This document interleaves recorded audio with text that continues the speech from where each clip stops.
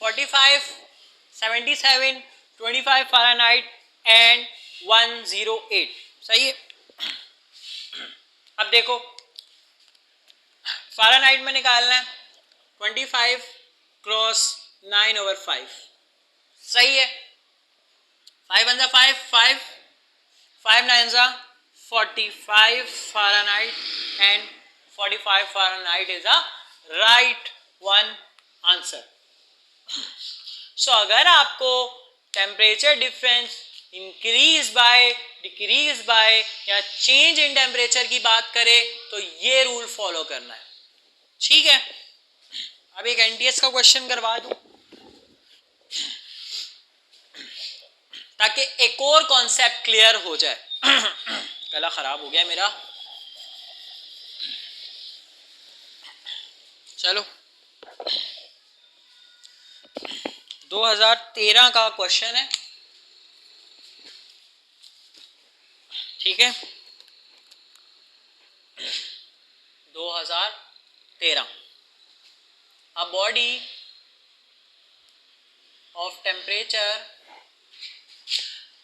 of 100 degrees Celsius is increased by del theta. The increase in temperature in on Kelvin scale will be option A 100 plus del theta, option B del theta, option C del theta plus 273 and option D del theta minus 273। अब तक तो आपका जवाब आ जाना चाहिए। अब ये सवाल है पहचान, खुद पहचानना है। क्या पहचान है? द इंक्रीज इन टेम्परेचर का वर्ड आ गया, हाईलाइट कर रहा हूं, देख लो। द इंक्रीज इन टेम्परेचर का वर्ड आ चुका है। तो अब इस बात को तो पता चल गया। अब ये डिवीजन वाले सवाल से लिंक क्वेश्चन है। सही है। अब हम क्या करें भाई, हमें राइट निकालना है। एक सेकेंड। ठीक है। अब हम क्या करें, हमें तो सही जवाब निकालना है। तो हमने क्या पढ़ा था भाई, सेल्सियस से केल्विन जाओ या केल्विन से सेल्सियस जाओ, 1 से मल्टीप्लाई कर देना। ठीक है। अब ये कह रहे डेल थीटा चेंज आ रहा है। याद है ना, टेम्परेचर को कभी कभार टी से भी जाहिर कर लेते हैं और कभी कभार थीटा भी बोल देते हैं। सपोज वाला थीटा है ये। सपोज जब हम करते हैं ना, सपोज तो ये वो है। अब increase in del theta, suppose करो अगर यहाँ पे 100 डिग्री तकरीबन, चलो 5 डिग्री सेल्सियस सपोज कर लो थीटा को। 5 डिग्री सेल्सियस बढ़ा है, जितना भी बढ़े हमने क्या करना है, the increase in temperature on kelvin scale will be, उसमें क्या लगाएंगे हम, मल्टीप्लाई करना है 1 से।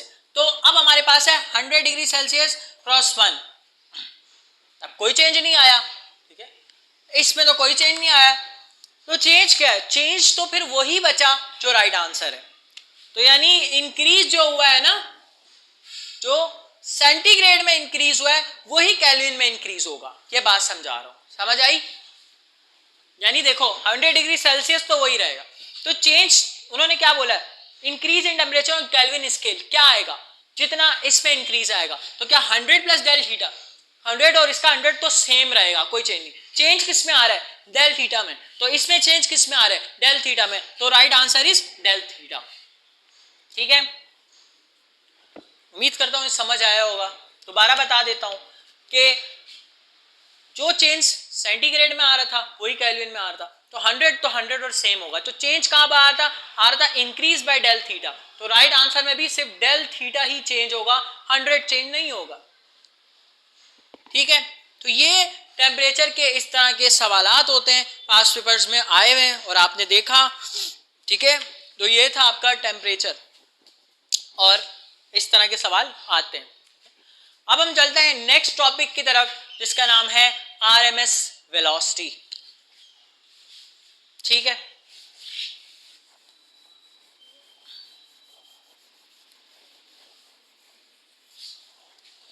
याद रखिएगा, हम किसी भी गैस की मीन वेलोसिटी मालूम नहीं कर सकते, ठीक है। कोई पूछेगा क्यों, तो आप क्या जवाब देंगे? आप बताएंगे उसे कि चूंकि गैस सिलेंडर में रैंडमली घूम रही होती है, और अगर हम किसी मॉलिक्यूल को सपोज करें तो उस एक डायरेक्शन में जा रहे हैं तो दूसरा एंटी डायरेक्शन में, तो अगर हम उसका मीन निकालें तो सपोज +4 -4 ओवर 2, तो ये 0/2 होगा, तो आंसर 0 आएगा। तो हम इस तरह तो मीन वेलोसिटी तो गैस की मालूम नहीं कर सकते। तो हम क्या करते हैं, हमें इस कंफ्यूजन से निकलने के लिए अगर हम इस पे स्क्वायर लगा दें, अगर हम इस पे स्क्वायर लगा दें तो ये क्या हो जाएगी, स्क्वायर मीन वेलोसिटी। अब स्क्वायर मीन वेलोसिटी, अब जब हम स्क्वायर ले रहे होते हैं तो ये हो जाएगा 16, अब ये स्क्वायर है, -4 का स्क्वायर भी 16/2। अब ये कोई पॉजिटिव वैल्यू आ गई, यानी हम निकाल सकते हैं, ठीक है। अब यहां पर स्क्वायर है वेलोसिटी का, इसको भी खत्म करना है। जब इसको खत्म करेंगे तो वेलोसिटी की कोई वैल्यू आएगी, तो उस वेलोसिटी की उस वैल्यू को हम कहते हैं RMS velocity, root mean square velocity या रूट मीन स्क्वायर स्पीड। इस तरह से हम कहते हैं रूट मीन स्क्वायर वेलोसिटी या रूट मीन स्क्वायर स्पीड। के हम मीन नहीं निकाल सकते, हमने उसके लिए स्क्वायर लगाया, स्क्वायर लगाने के बाद उस पर रूट लगाया, तो इस तरह बन गई रूट मीन स्क्वायर वेलोसिटी। अब इसके बड़े बड़े फार्मूले याद रखने आपने। दरअसल ये आता है इसका concept mean translational kinetic energy से। मीन ट्रांसलेशनल काइनेटिक एनर्जी, उसका फार्मूला होता है ½ mv² = 3/2 kT और ½ mv² = 3/2 RT। ये मोल्स के लिए होती है, मोल्स के लिए, ये मास के लिए।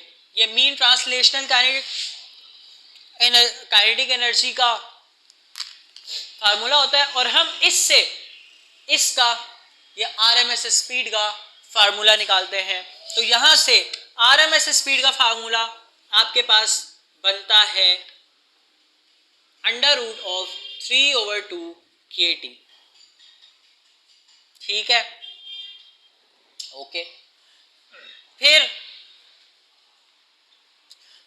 इसका आता है VRMS = √3/2 RT, ठीक है। ये हो गए दो फार्मूले। एक और फार्मूला, एक फार्मूला हम पढ़ते हैं, मुझे मिटाना पड़ेगा यहाँ साइड से। एक फार्मूला हम पढ़ते हैं, प्रेशर = 1/3 ρ V bar², यहां से बनेगा √3p/ρ। What is this K? It is a Boltzmann constant. And what is this R? It is a general gas constant.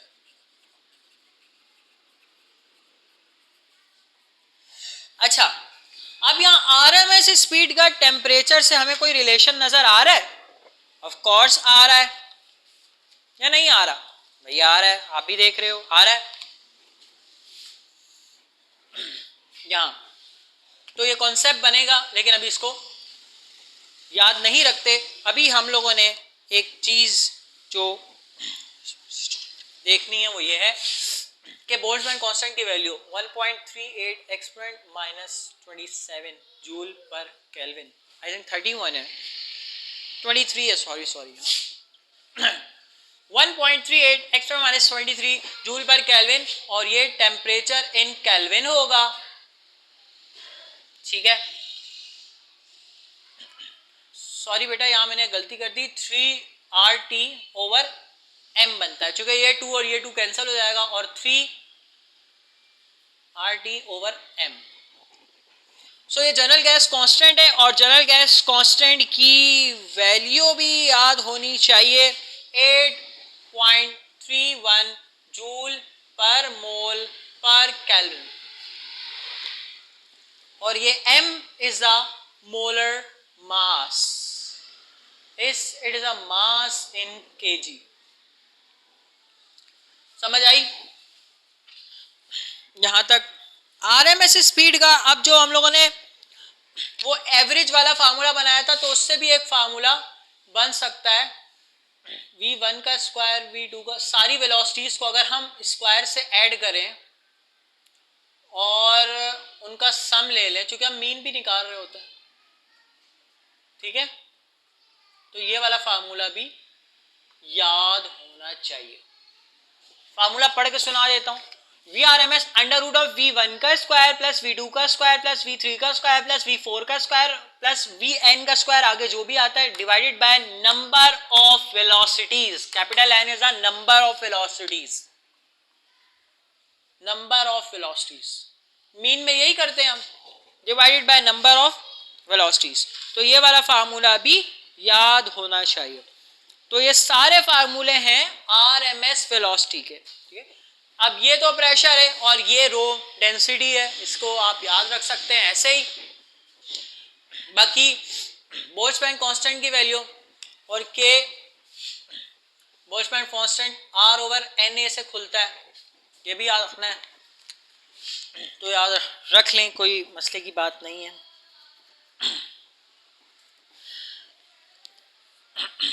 ठीक है,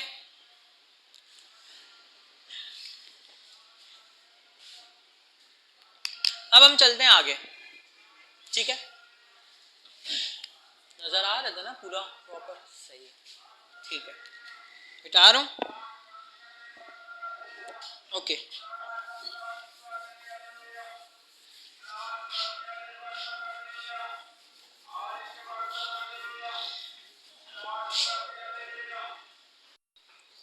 अब हम इन फार्मूलों से कुछ क्वेश्चंस को सॉल्व करते हैं।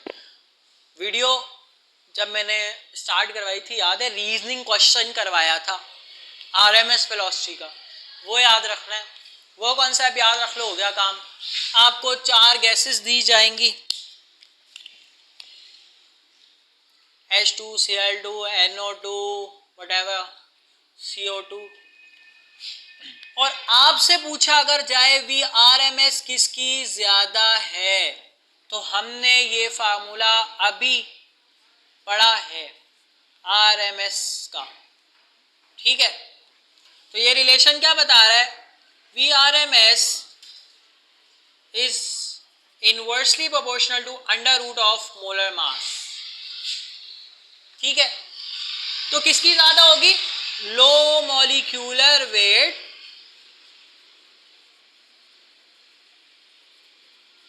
have large value of root mean square velocity, ठीक है। एक तो मैंने ये रिलेशन बता दिया, एक और रिलेशन टेम्परेचर से वी आर एम एस का 3RT से ही अगर लगा लो ओवर एम से, तो यहाँ V R M S temperature के रूट के डायरेक्टली है कि नहीं, है ना, निकल रहा है। तो अगर आपसे मैं क्वेश्चन बजाऊं, पूछूं, बड़ा बड़ा क्वेश्चन नहीं लिख रहा, अब मैं छोटा ही लिख रहा हूं यार। अब देखो क्वेश्चन है, a gas as 120 Kelvin have a RMS velocity V,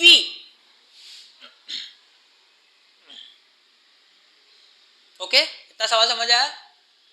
Then we move the gas into 480 Kelvin. What is the change in RMS? ठीक है, ये क्वेश्चन है, ठीक है।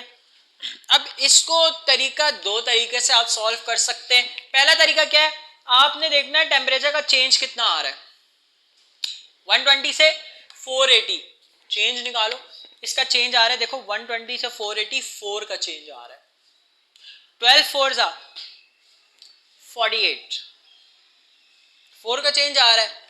तो अगर हम यहाँ चेंज में 4 रख दें तो under root of 4 equal to 2 right answer है। ये तरीका समझ आया? नहीं आया तो भी कोई मसला नहीं। दूसरा तरीका है V2 over V1 equal to under root of T2 over T1। तो V2 over V under root of T2 है 480 डिवाइडेड बाय 120, ये आ गया 1, ये आ गया 4, V2 over V1 equal to under root of 4 and V2 equal to 2 of V1। समझ आई? तो ये temperature से भी इसका लिंक है, ठीक है, और मोलर मास से भी इसका लिंक है, और किलोग्राम वाले मास से भी इसका लिंक है। तो ये रिलेशन आपने ना खुद बनाना सीखना है, आगे खुद भी बनाओ, बुक्स में देखो जहां जहां फार्मूले हैं वहां से रिलेशन से ही ये शॉर्टकट्स बनेंगे, ठीक है। तो ये एक टेम्परेचर का सवाल दिमाग में आ गया, हमने करवा दिया, ठीक है। एक और भी हो सकता है, ठीक है। ये मिटाऊं तो मुझे एक सवाल याद आ रहा है, वो करवा देता हूं, ठीक है।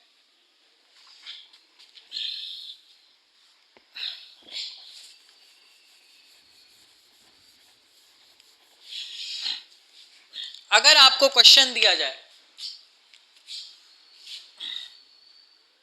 a gas of pressure P, सवाल नहीं लिख रहा, अभी सिर्फ बता रहा हूं, which have a mass of 2 kg and volume of 4 meter cube,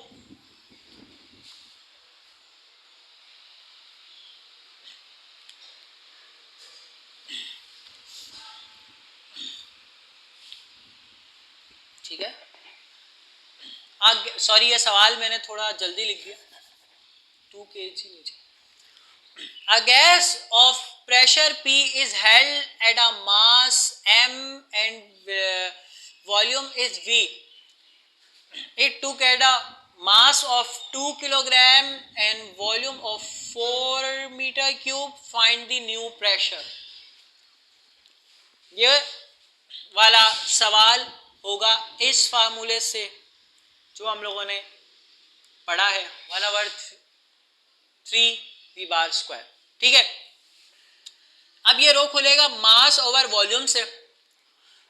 अब आपने इस ऐसे सवालों के लिए अपने आप को मुश्किल नहीं करना, चूंकि बहुत सारी वैल्यूज आ रही है, तो आपने क्या करना है, आपने सवाल को आसान बनाने के लिए वो वैल्यूज ही रखनी है जो काम की हैं, बाकी ना रखो, ओके।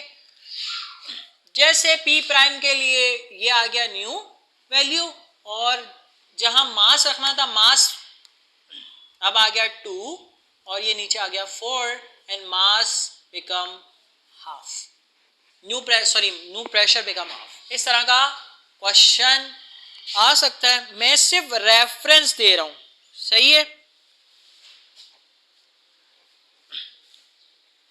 अब एक और बताऊं,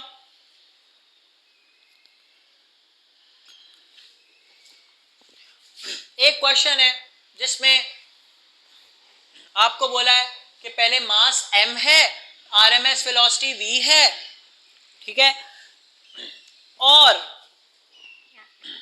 बाद में मास हाफ हो जाए, वेलोसिटी 2 टाइम्स हो जाए, आरएमएस वेलोसिटी है, ठीक है, 2 टाइम्स हो जाए, देन फाइंड द प्रेशर। तो भाई यही वाला फार्मूला लगेगा, बस क्या करना है, वैल्यूज वो वाली रखनी है जो आसान, जो दी गई हो, ठीक है। जैसे कि 1/3 हटा दिया, रो में मास ओवर वॉल्यूम है, वॉल्यूम में हटा दो, अब ये वाला फार्मूला बन सकता है 1/3 रो वी बार स्क्वायर का, ये वाला फार्मूला लगा दें और सब हटा दिया। मास में क्या आया, हाफ ये आ गया। आरएमएस वेलोसिटी 2 है या 2 का, तो 2 का स्क्वायर 1/2, 2 का square 4, 4 1 4 2 and pressure become 2p। समझ आ रही है? तो आरएमएस वेलोसिटी के इस तरीके से भी जवाब निकालने हैं। ठीक है, उम्मीद करता हूं यहां तक समझ आई है। अब हम नेक्स्ट टॉपिक की तरफ बढ़ेंगे हीट के, और वो है हीट कैपेसिटी। समझ आ गई है? लिख लिया है तो मैं मिटा रहा हूं। ठीक है, शॉर्ट ही लिखता हूं ताकि आप लोगों को आसानी से समझ आ जाए और बोर्ड में ज्यादा हंगामे ना हो। ठीक है, चलते हैं आगे। Heat capacity, heat capacity, amount of heat required to rise the temperature of 1 Kelvin through 1 Kelvin is heat capacity। ये सबने बेसिक पढ़ी हुई है, इसी तरह ही बेसिक याद रखनी है आपने। सही है, तो बोल के ना लिखवा दूं, आसानी हो जाएगी ना, मेरा भी गला बैठा हुआ है तो आसानी हो जाएगी। तो स्पेसिफिक हीट कैपेसिटी या स्पेसिफिक हीट भी बोल दो तो भी काम चलता है। तो मैं आपको ओरली बता रहा हूं, लिख लो। ठीक है बेटा, इससे मेरा टाइम भी बचेगा, आपका भी। जो स्पेसिफिक हीट होती है ना बेटा, वो होती है सॉलिड्स और लिक्विड्स के लिए। जो स्पेसिफिक हीट होती है वो होती है सॉलिड्स और लिक्विड्स के लिए। डेफिनेशन लिखो, when amount of heat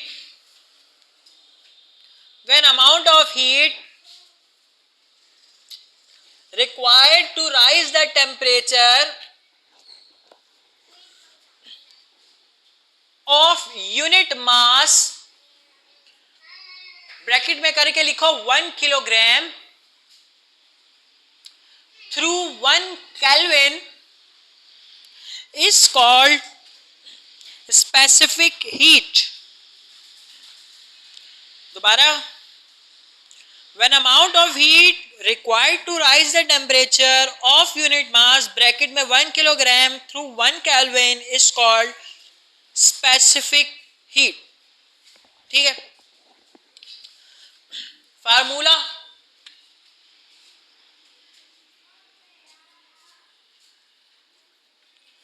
del Q equal to MC del T। del Q equal to MC del T। ठीक है, अब ये del Q क्या है? del Q है heat supply, M is the mass and C is specific heat and temperature in Kelvin है ये। तो जहां तक समझ आ गया, तो ये है आपके पास स्पेसिफिक हीट। तो स्पेसिफिक हीट का यहां से फार्मूला बन गया del Q over M del T। तो यहां से स्पेसिफिक हीट का फार्मूला निकलता है जूल पर किलोग्राम पर केल्विन। ठीक है, समझ आ गया? तो ये थी आपके पास स्पेसिफिक हीट। अब इसी को ही हम थोड़ा सा चेंज कर लेते हैं। ठीक है, स्पेसिफिक हीट को हटा के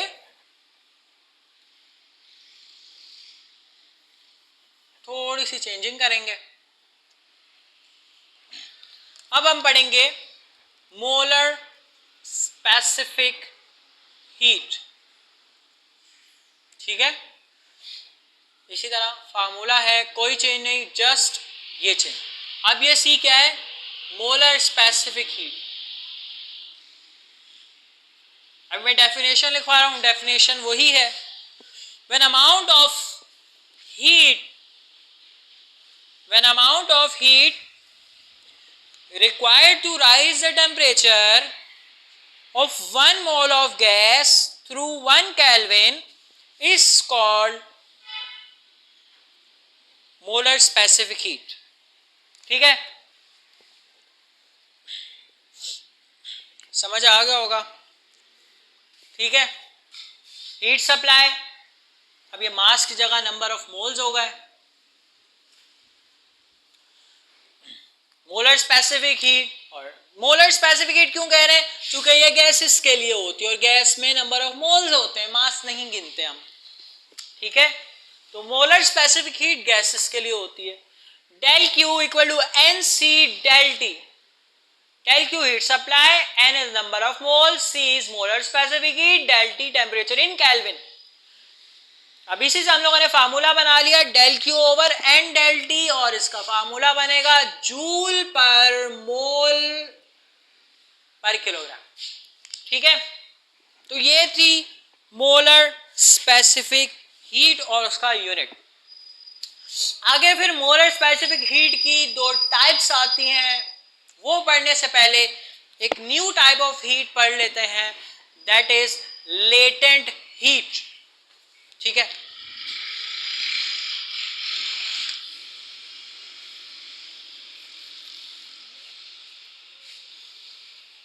क्या है भाई लेटेंट हीट?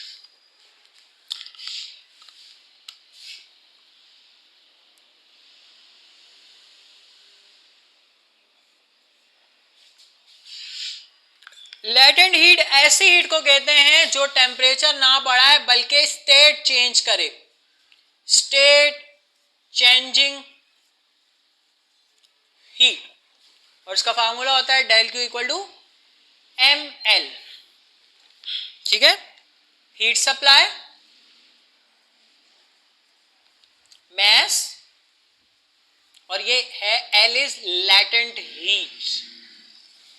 ठीक है,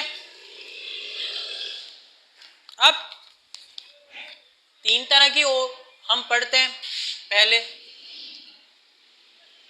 सॉलिड को लिक्विड में चेंज करने वाली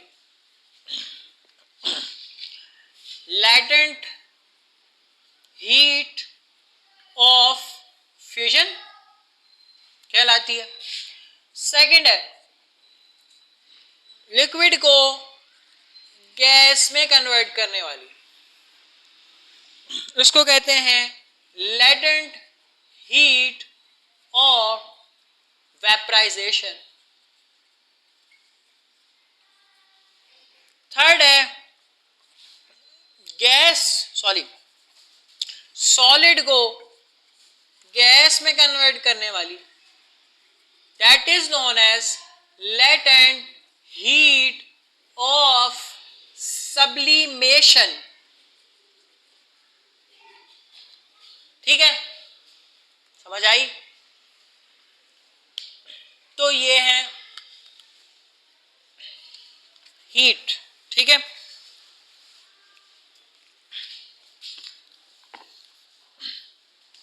ये क्या करेगी, लेटेंट हीट स्टेट चेंज करवाती है, टेम्परेचर में इंक्रीज करवाने के लिए या तो स्पेसिफिक हीट होगी या मोलर स्पेसिफिक हीट होगी। ठीक है, ग्राफ से समझाऊं या ऐसे समझ लो? ग्राफ ही देख लेते हैं यार, चलें रफ कर रहा हूं मैं।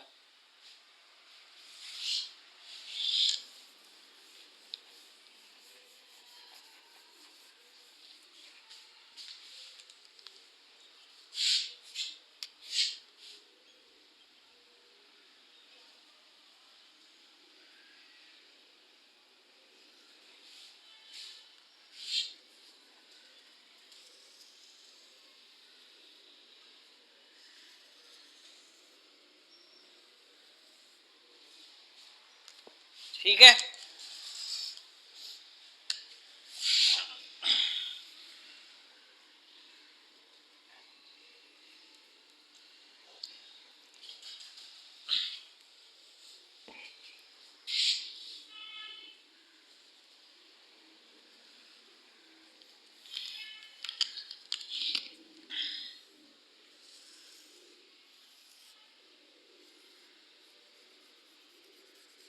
बहुत गंदी डायग्रामें बनाता हूं मैं।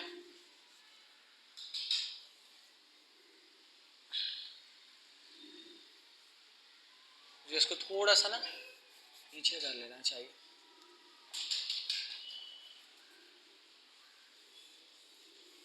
तो कॉन्सेप्ट समझाना है बस।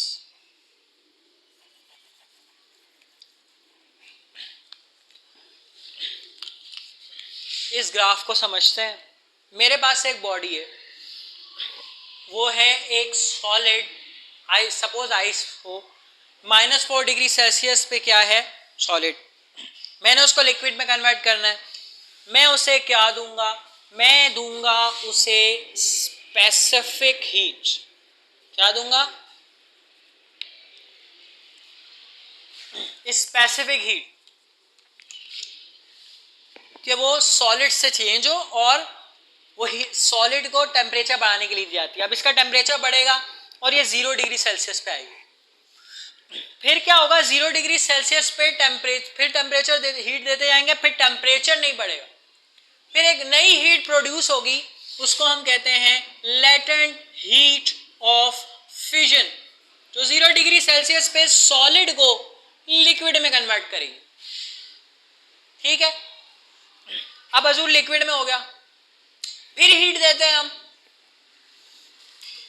अब क्या होना है, अब भी एक तरीके से स्पेसिफिक हीट है, सॉलिड और लिक्विड को स्पेसिफिक हीट ही देते हैं। अब इस पॉइंट पे आके फिर उसने टेम्परेचर बढ़ाया स्पेसिफिक हीट ने, ठीक है। अब दोबारा हम हीट देंगे, अब टेम्परेचर नहीं बढ़ेगा, अब सिर्फ टेम्परेचर रुका रहेगा, स्टेट चेंज होगी, क्योंकि उसमें एक नई हीट इन्वॉल्व हुई है, उसका नाम है लेटेंट हीट ऑफ वेपराइजेशन। और देन ये लिक्विड को गैस में कन्वर्ट होगी और हीट बनाएंगे, तो फिर आगे अगली हीट होती है जो गैस को दी जाए टेम्परेचर बढ़ाने के लिए, मोलर स्पेसिफिक हीट। अब सवाल ये बनता है, ये पढ़ाया क्यों है?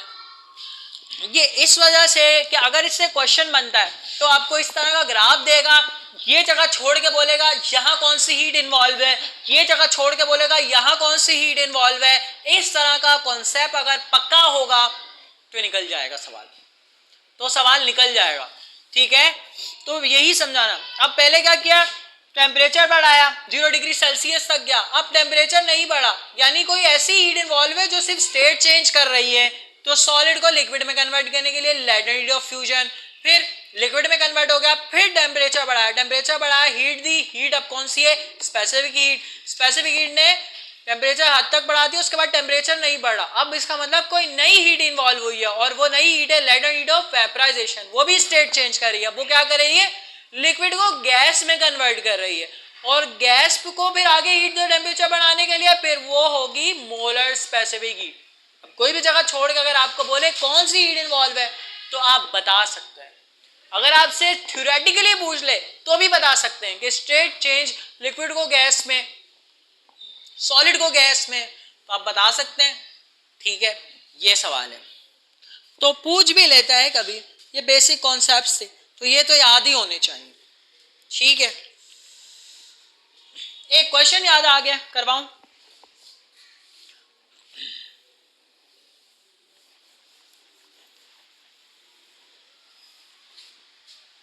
बहुत कॉमन क्वेश्चन है,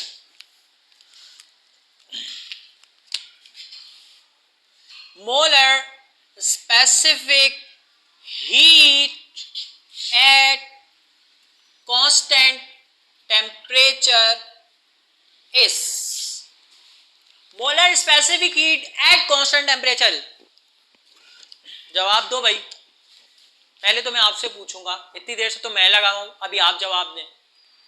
सबसे पहले इसका फार्मूला क्या लगेगा, मोलर स्पेसिफिक हीट का पूछा है, मोलर स्पेसिफिक हीट का फार्मूला पहले देख लेते हैं क्या होता है। मोलर स्पेसिफिक हीट का फार्मूला है C equal to del over N del T. भाई ये पढ़ा है सबने, पढ़ा है। और वो कह रहा है कि कांस्टेंट टेम्परेचर हो, देख लो कांस्टेंट टेम्परेचर है और यहां पर क्या है बेटा, चेंज इन टेम्परेचर है, तो चेंज इन टेम्परेचर पे हम क्या रखेंगे, 0 रखेंगे। तो जब 0 रखेंगे तो कोई भी वैल्यू अगर 0 से डिवाइड होती है तो वो क्या हो जाती है, इंफिनिटी हो जाती है। तो यहां पर मोलर स्पेसिफिक हीट का जवाब आएगा इंफिनिटी। ये कॉन्सेप्ट याद रख लो, number divided by 0 is infinity, number multiply by 0 is 0, number plus 0 equal to number,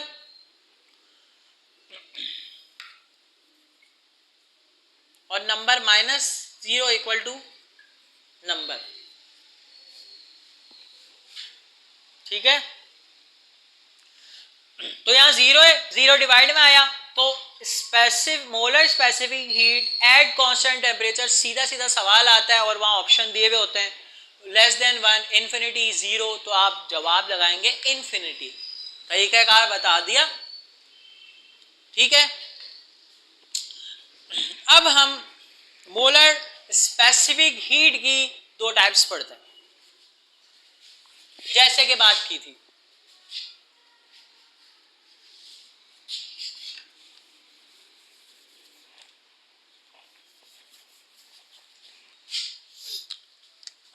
types of molar specific heat. ठीक है, molar specific heat at constant temperature तो हो गया, वो इंफिनिटी है। अब एट कांस्टेंट प्रेशर, डेफिनेशन लिखो, अमाउंट ऑफ हीट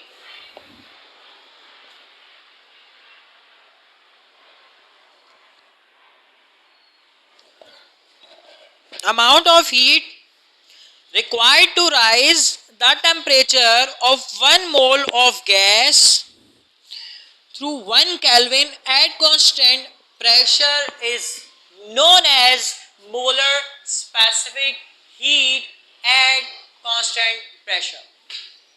वही सेम हेडिंग है, बस ऐड कर लिया एट कांस्टेंट प्रेशर। ठीक है, लेकिन इसमें अब हम इसको सी नहीं बोलेंगे, अब हम इसको बोलेंगे CP, P for constant pressure. Formula वैसे सेम ही है, एन डेल टी, यूनिट भी सेम निकलेगा, जूल पर मोल पर केल्विन। ठीक है, नेक्स्ट है तीसरा पैरामीटर भी पढ़ लेते हैं, molar specific heat at constant volume. Molar specific heat at constant volume, अब उसकी भी डेफिनेशन लिख लो, amount of heat required to rise the temperature of 1 mole of gas through 1 Kelvin at constant volume is known as molar specific heat at constant volume। उसको जिस तरह इसको Cp से जाहिर करते हैं, उसको Cv से जाहिर करते हैं, del Q over N del T, unit वही सेम, जूल पर मोल पर kelvin. And there is a relation between CP and CV, और बहुत ही मशहूर डेरिवेशन है वो, सेकेंड ईयर फिजिक्स की, पेपरों में भी बहुत ज्यादा आती है यार, सबको याद होगी। वो क्या है भाई, CP minus CV equal to R. ठीक है, and what is the R? R is the molar gas constant, 8.314 joule पर मोल पर केल्विन इसका यूनिट है। और इसके यूनिट पे UHS का एक क्वेश्चन जहन में आ रहा है, सोचा करवा दे। चलें देखें, UHS question, sorry for background noise यार। UHS का क्वेश्चन है, क्या था यार, which of the following quantity, लिखना चाहते हो लिख लो, which of the following quantity have same unit as molar specific heat, which of the following quantity have same unit as molar specific heat। ठीक है, और आपको अलग अलग ऑप्शन दे दिए जाएं। ठीक है, स्पेसिफिक हीट का दे दिया जाए, सपोज मैं 2 ऑप्शन दे देता हूं और आपको दिया जाए मोलर गैस कांस्टेंट।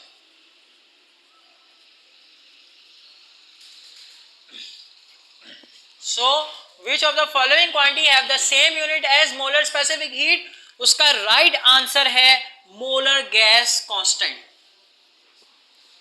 ठीक है, मोलर गैस कांस्टेंट। क्यों भाई? भाई ये देखो, जूल पर मोल पर Kelvin, same as the unit molar gas constant. ठीक है, पूछा गया है UHS में। ठीक है, अब ये जो Cp minus CV equal to R इतना सा लिखा है, ये तो लिखा हुआ है, इसके मायने पता होने चाहिए। ये रिलेशन हमें बता रहा है कि अगर मैं इसको इधर ले आऊं, Cp equal to CV plus R, यानी Cp की वैल्यू 2 वैल्यूज का मिलाप है। CV को जब R में डालोगे तब Cp बनेगा। इसका मतलब Cp इज ग्रेटर देन, इधर कर लो, Cp is greater than CV। भाई सब मानते हो, bye the factor of R, ये इंपॉर्टेंट बात है। Cp is greater than CV by the factor of R। ये बात इस तरह भी हो सकती है, CV is shorter than Cp by the factor of R।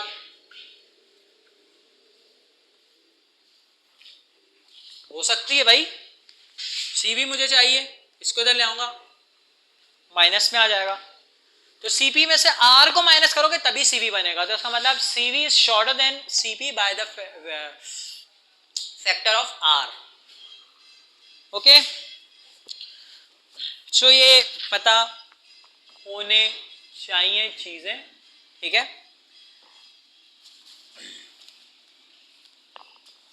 क्या बोलते हो, यहां तक रखें? चलो Cp Cv की वैल्यूज पढ़ेंगे बाकी नेक्स्ट वीडियो में, मैं खुद भी थक गया हूं। ठीक है, ये रिलेशन तो पता है। अब मैं 2 फार्मूले लिखवा रहा हूँ Cp और Cv के, वो भी याद रख लो, और अगर एक Cp या Cv दे दिया जाए, कुछ पूछ लिया जाए, वो वाला एक सवाल करवा देता हूँ। ठीक है, बाकी इंशाल्लाह नेक्स्ट वीडियो में।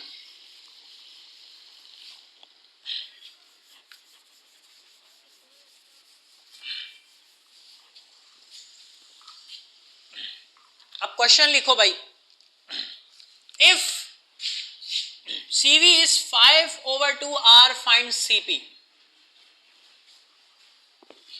If Cv is 5/2R, then value of Cp is 2/3 of R, 3/2 of R, 5/2 of R, 5/2 है या 7/2 of R, A, B, C, D। Cv की वैल्यू दी हुई है और Cp की पूछी हुई है। वैसे तो हम इसको कैलकुलेशन से भी सॉल्व कर सकते हैं, लेकिन थोड़ा सा स्मार्ट वर्क भी करना है भाई। अब हर बार रट्टाफिकेशन भी नहीं ना, थोड़ा सा स्मार्ट वर्क भी। तो हमने भी रिलेशन क्या पढ़ा, Cp is greater than Cv by the value of R। यानी Cp बड़ा है। अब इन तमाम वैल्यूज में एक ही वैल्यू है जो सबसे बड़ी है, ये है स्मार्ट वर्क। तो Cp हमेशा बड़ा आएगा Cv से, 5/2 R है, इससे बड़ी वैल्यू है 7/2, तो राइट आंसर है 7/2। समझ आया? इस तरीके से भी कर सकते हो, वरना बेसिक कैलकुलेशन है तो करना है तो कर लो। ये लो Cp minus Cv equal to R and Cp equal to R Cv plus R, and Cv की जगह में क्या रखूंगा 5/2 R plus R, and Cp equal to LCM लेंगे 5 + 2/2 of R and Cp equal to 7/2 of R। ठीक है,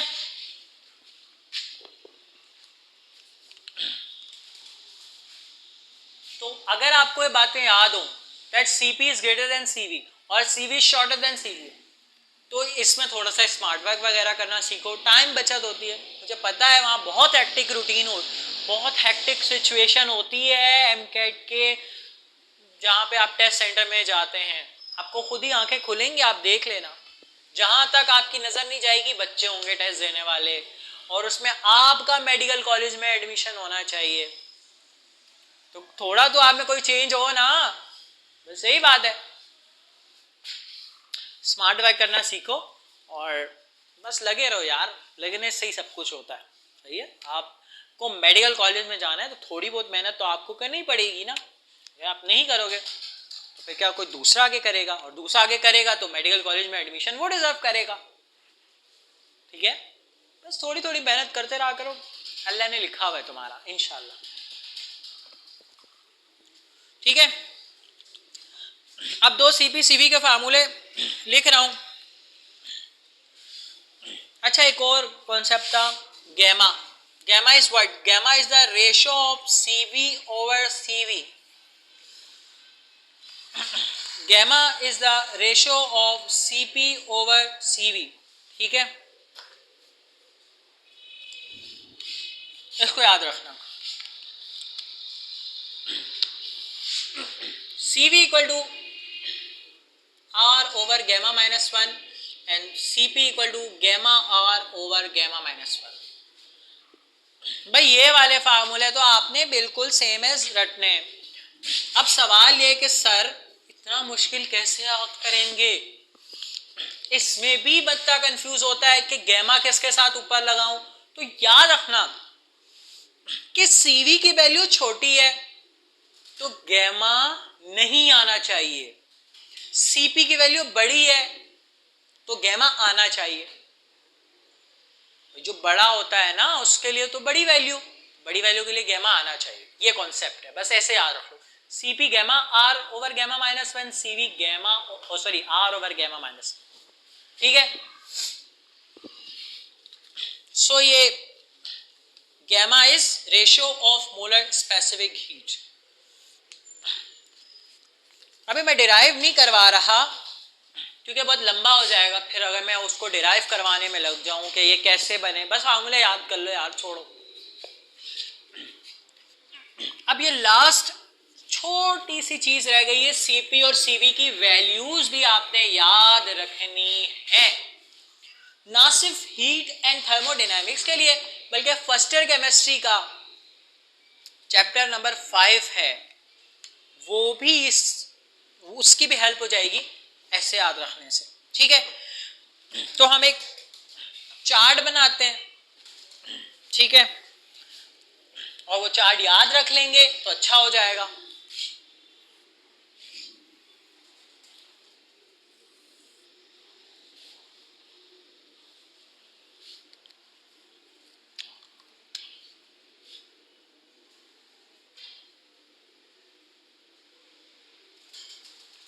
type of gas Cv, Cp, गैमा। पहले नंबर पर मोनोएटॉमिक, डायटॉमिक,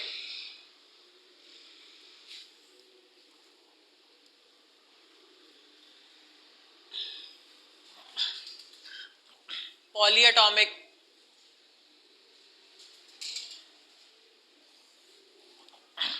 मिक्सचर।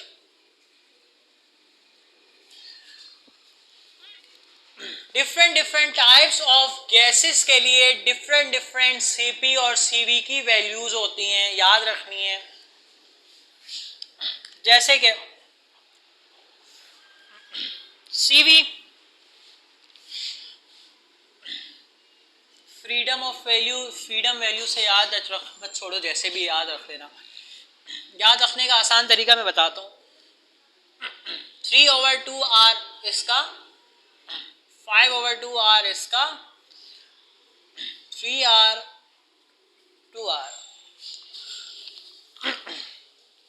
अब देखो, इस चार्ट को याद रखने के लिए आपने इस वैल्यू को याद रखना है मेरे बच्चे।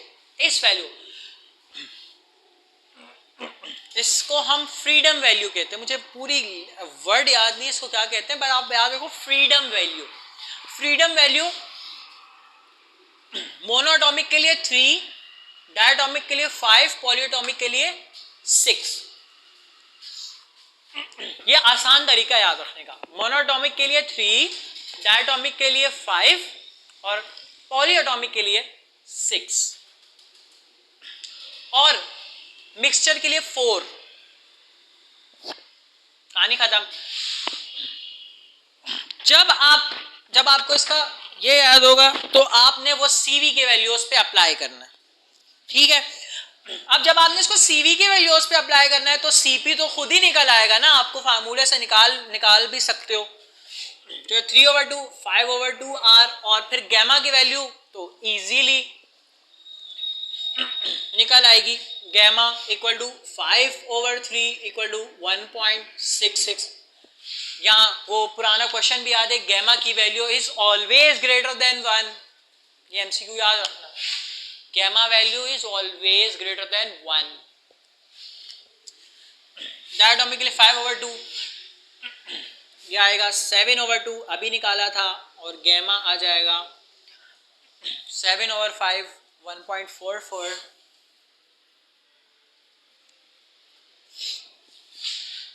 पॉलीएटॉमिक के लिए 3r, सीपी आएगी 4r, gamma equal to 4/3 and it is 1 point क्या बनता है बोल 33, ठीक है। मिक्सचर है, मिक्सचर के लिए 2r, CP 3r and gamma is 3/2 1.5। तो ये गैमा की वैल्यूज भी कभी कभार पूछ ली जाती हैं, तो ये भी याद होना चाहिए। सीवी की वैल्यूज के लिए जो शॉर्टकट मैंने बताया बेस्ट है। क्या बताया? मोनो के लिए 3, टाई के लिए 5, पॉली या ट्राई के लिए 6, और फिर वो फ्रीडम की वैल्यू सीपी के अंदर पुट करते, सॉरी सीवी के अंदर पुट कर लो। और अगर सीपी पूछा हुआ है तो पहले सीवी निकाल लो, फिर सीपी निकाल लो। देखो पूरा चार्ट तो याद करना मुश्किल है, पूरा चार्ट तो याद करना मुश्किल है, तो फिर कोई ऐसा शॉर्टकट होना चाहिए ना कि ये चार्ट याद रह जाए। बाकी कहानी आपको निकालना आती है। गैमा कैसे निकालते हैं? CP over CV. सीपी कैसे निकालेंगे? CP minus CV equal to R. भाई बाकी काम तो खुद कर सकते हो ना, जब सीवी निकल आएगा तो सीपी तो खुद ही निकाल सकते हो और गैमा भी निकाल सकते हो। तो सीवी की वैल्यू के लिए मोनोटॉमिक के लिए 3, डायटॉमिक के लिए 5, पॉलीटॉमिक के लिए 6 और मिक्सचर के लिए 4। और वो सीवी की वैल्यू में पुट करोगे, बाकी निकालना खुद आना चाहिए। It is the best one shortcut जो आपको याद रखना है। गैमा के ऊपर एक DOHS का MCQ याद आ गया, चलिए सॉल्व कर लेते हैं। क्वेश्चन था gamma mono, gamma di, gamma poly. अब आपने बताना है कि which have, question है which have large value of gamma, which have large value of gamma। बिल्कुल सेम कॉन्सेप्ट दिमाग में बिठा लेना, RMS स्पीड वाला, RMS स्पीड वाला, कम मोल वाला कम जाएगा, यानी मोनो एटॉमिक कम है ना, तो सबसे ज्यादा गैमा मोनो का, फिर डाया का, फिर पॉली का, एंड देन फिर मिक्सचर का। तो ये याद होना चाहिए। तो गैमा मोनो का सबसे ज्यादा। क्वेश्चन है which have large value of gamma, और इस तरह दिया बता, गैमा मोनो, गैमा डायो, बहुत चार ऑप्शन दिए थे, गैमा डाया पहले रख दिया, गैमा पॉली पहले रख दिया, तो सेम सही क्वेश्चन क्या है ये, गैमा मोनो की सबसे ज्यादा, गैमा डाया की सबसे कम, गैमा पॉली की उससे कम, और गैमा मिक्सचर की उससे कम। सो यहां पर आकर हम लोगों ने हीट की बातों को एंड किया है, बाकी गैसेस का भी थोड़ा बहुत जिक्र हो गया, स्पेसिफिक हीट वगैरह ही हो गया। अब नेक्स्ट क्लास में गैसेस लॉ और फिर आगे इंशाल्लाह थर्मोडायनेमिक्स जितनी बाकी है वो, जो समझ ना आए पूछ लेना, और इसकी प्रैक्टिस करना, क्वेश्चन ना समझ आए वो भी पूछ लो कमेंट में, कोई मसला नहीं है, जब तक रिप्लाई दे सकता हूँ मैं दूंगा। और आसान करके पढ़ा रहा हूँ यार, ये शॉर्टकट ही है जो मैं पढ़ा रहा हूँ, ये शॉर्टकट है, इसको जिस तरह मैं बता रहा हूँ इस तरह रट लो, ठीक है, इसका शॉर्टकट बताया, और चीज़ों का बताया, इसी तरह रट लो, और बस आप मेहनत करते जाओ, चुपचाप मेहनत ही अच्छी होती है, ठीक है, आप चुपचाप मेहनत करो, तुम्हारे लिए अल्लाह ने मेडिकल कॉलेज लिखा हुआ है, गारंटेड, ठीक है, चुपचाप मेहनत करो, दैट्स इट, ठीक है। स्क्रीनशॉट लेना चाहते हो ले लो, रोक के लिखना चाहते हो लिख लो, ठीक है। अल्लाह हाफिज़।